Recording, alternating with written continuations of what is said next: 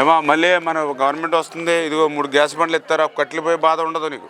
ఏమా నీకు పింఛను పథకాలన్నీ పెంచి మీ ఇంటికి తీసుకొచ్చేస్తాము. ఏమ్మా సైకిల్ గుర్తు మర్చిపో బ్రదర్.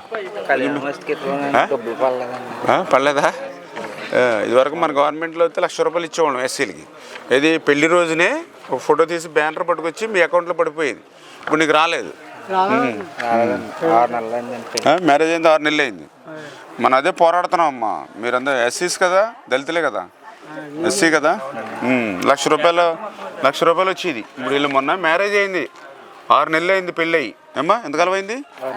6 నెలలు అయింది. మొన్న కళ్యాణం వస్తుంది వచ్చిందా? రాలేదు. అదే మన ప్రభుత్వం వస్తే ఆ రోజుని ఇచ్చేసేవాళ్ళం.